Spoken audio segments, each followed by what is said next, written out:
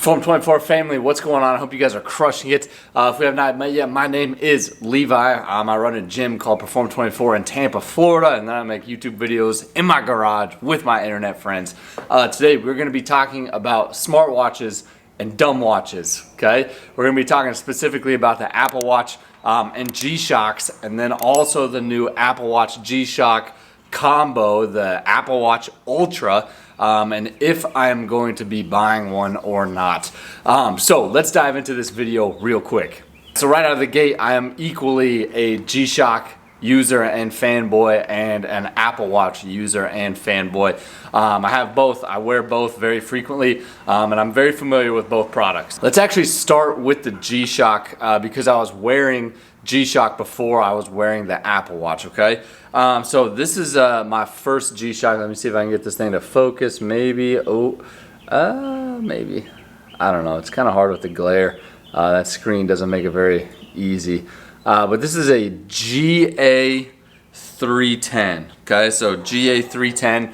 I wore this exact watch for, man, at least 4 years, maybe even 5. Yeah, I really liked this watch. It is big, you know, this is like kind of classic chunky G-Shock watch right here, right? It's thick, kind of off the wrist. This is a really big watch. You know, again, so like I'm active at the gym. I blow all of the things out that I use and wear eventually. I'm just very hard on things. I run a very high-speed life, so I blow out my shorts, I blow out my shoes, hats, you know, all that kind of stuff. But I ran this watch through its paces all day long for years and years, and there's hardly a scratch on it. I mean, you can't even tell how good a shape this thing's in. There's no scratches on the screen. The rubber casing is in pretty good shape. And wearing this as hard as I did for as long as I did just kind of solidified G-Shock's place in my life. And then recently I picked up another one. This one's a little bit more, this is one of their newer models. It's a little smaller. It's not quite so chunky and clunky. But the reason I bought this one, in addition to my other one, is that this one is solar powered, okay? So my original G-Shock did need a battery change at one point. It was kind of a pain to find somebody that would change this for me. And then when they set it up, when they put the new battery in there, it was like the computing in it was kind of messed up, and it took me a long time to figure out how to fix that.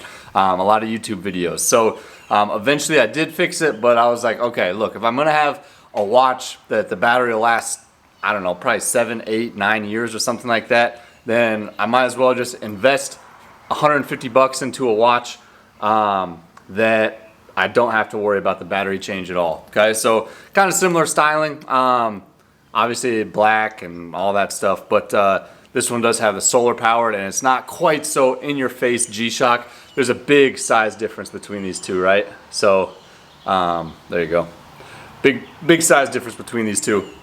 So, you know, I can wear this one. It's a little bit more versatile, a little bit more understated, not so in your face, and it's solar powered. So that's why I bought this one. Okay, so now jumping over to the Apple Watch, okay? So right now and for the last few years, I've kind of migrated from the G-Shock world into the Apple Watch world. This one, I obviously have a case on it that kind of tries to mimic the G-Shock look because personally I like that, okay? And it does add more protection on this than like your regular everyday Apple Watch band. Okay, so I've got like covering around the casing, and there's like a little lip on the top of the case as well, just to protect that screen, because I bang this thing like probably weekly. Okay, so the thing that I love about the Apple Watch is that it does track data, right? So I'm a nerd, I like to track data. Now, I don't get too tripped up about tracking my daily data, okay? And I work with a lot of people that do get tripped up or like tweaked out about what their daily data is, okay? Like what their, you know, what their waking heart rate is and what their training metrics are and stuff like that. So I work with a lot of people that are like that, and I'm always trying to taper them back and pull them back from getting too caught up in what these like digital devices are spitting back out. But what I do like to track is like the long-term trends, okay? So I've been wearing this watch, or not this watch, but I've been wearing the Apple Watch since about 2018, okay? So I've got now years worth of my own personal physical data captured into Apple Health. And I like to look at that, you know, month to month to year trend over what my data and what my, you know, health is doing. The other thing that I love about the Apple Watch is that it can track distance, okay? So, I mean, if you guys follow me on Instagram, you guys know, like, I do run a little bit. I ruck more frequently than I run, but I'm out on the streets. I'm rucking the neighborhoods a few times a week at the minimum, okay? And so sometimes I like to take different routes because it's interesting.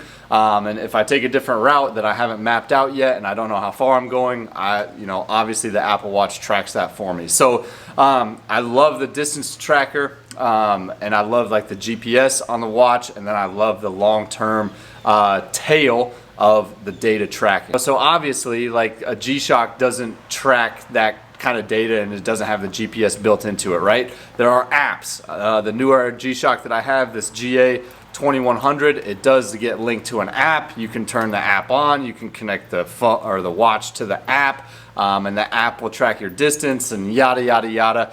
There are ways around that to track the data, at least on the GPS. There are apps that I could put on my phone that'll track it in my pocket. I understand all that stuff, but none of those other third-party apps are going to dump it into, like I said, the long, big picture Apple Health data that I do like quite as seamlessly as well. So there's, you know, I feel like there are ways to kind of blend these lines or blur these lines, but for the most part, like, they're going to stay, you know, a G-Shock and an Apple Watch are going to stay in their own category. So the things that I hate about the Apple Watch, first of all, is the charging, right? So if I'm going to track my daytime data, I want to track my nighttime data as well. And figuring out how to charge that and get a couple nights of use out of it is super challenging, right? That's something, it's like a puzzle every day that I have to solve on when I'm going to be charging my phone or charging my watch. So I hate the fact that I have to charge this. I also hate the fact that this is more expensive. So this is like 3 times the cost of a G-Shock. And then this gets upgraded every couple years, and so you're continually investing in the Apple Watch ecosystem, which I don't like. And then obviously this thing is not quite as durable. So thankfully I've never cracked a screen on an Apple Watch, which, you know, now, you know, knock on wood, I'm going to do that next week. But the durability of these G-Shocks is like unmatched. Okay, so now let's talk about the cadence in which I wear them, because this is, the notification thing has been affecting how and when I wear the different watches, okay? So historically I have used my Apple Watch during the week. Typically my weeks are a little bit more active. I'm more consistent with my training during the weeks. And so there's more relevant data to capture during the week. I'm busier, obviously, during the week. And so capturing and staying up to date on the notifications has historically been a little bit more important. And then usually on the weekends, I like to take the Apple Watch off and wear the dumb watch, wear the G-Shock, because 1, people aren't trying to get a hold of me quite as frequently, and then 2, it's just kind of like a nice break, right? It's just, you know, put the Apple Watch away. It's kind of like putting your phone away. It's like a little detox kind of. Let's just wear a watch that keeps time, basically. But I've been messing around with this just a little bit. I have been wearing the newer G-Shock, the GA2100.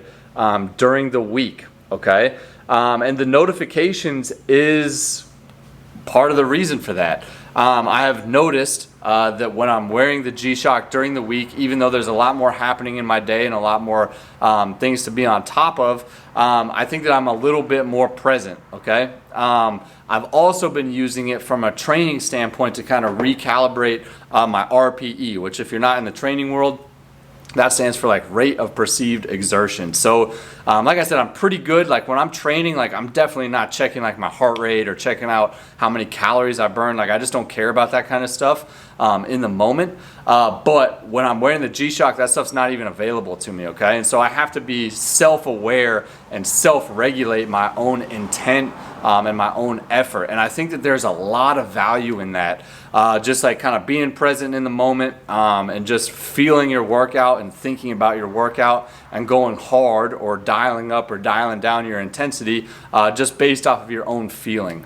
So there's a lot of benefit to that. You know, people have trained like that in their own heads and in their own RPE for a very long time before the Apple Watch came out. And so I think that there's a lot of benefit to kind of separating the real-time data and the perceived intent.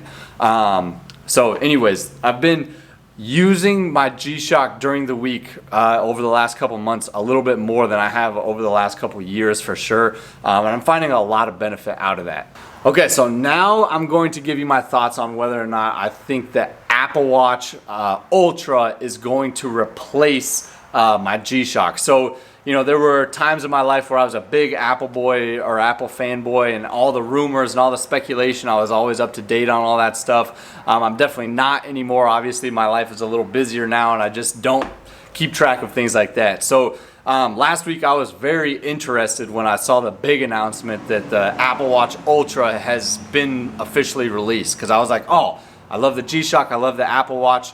Apple took the things I love about both of them and smashed them together, and now we have the Apple Watch Ultra. But I don't think that I'm going to be interested in that product, and I'll tell you why.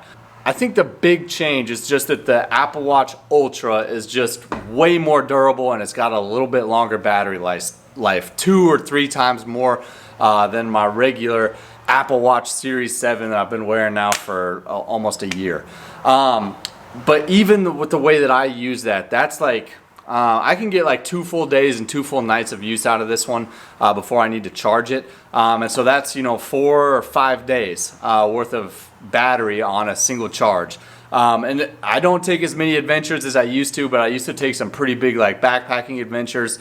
In college, I was taking a lot of them. I went to college in Albuquerque, New Mexico, and we had access to awesome adventures. Here in Tampa now, the outdoor adventures aren't quite as fun unless you're getting out on the water. But going on a big fishing trip, again, that could definitely be a 4 or 5 day trip for some people. So kind of walking myself through those types of adventures, there's no shot that I'm going to be taking a watch that will 100% die after 4 or 5 days of use. So even if the trip is shorter than that 4 or 5 days of use, I'm still going to rock an old school analog watch that I know the battery is not going to die, or even better, on the new one that I bought that's got a solar power that for sure is not gonna die, okay? So having a watch that I know is gonna be usable the whole time and probably still more durable even than the Apple Watch Ultra is way more valuable than the new features that the watch proclaims, okay? So I'm still not taking a device that goes on my wrist that's going to tell time and maybe even more important data that is also going to be requiring a charger. I'm just not interested in that, okay? I'm going old school, call me old school, but on a big adventure, I'm taking a watch that's gonna last a very, very, very long time. Okay, so that's a whole lot of information thrown at you. If you guys are G-Shock nerds or Apple Watch nerds, maybe you got something out of that. If you did get something out of it, consider a thumbs up or a subscription to the channel. I always appreciate that. But running through the G-Shock, running through the Apple Watch, and then running through the hybrid model there of the Apple Watch Ultra. But that's gonna wrap up today's video. As always, train hard, live full. See you in the next one.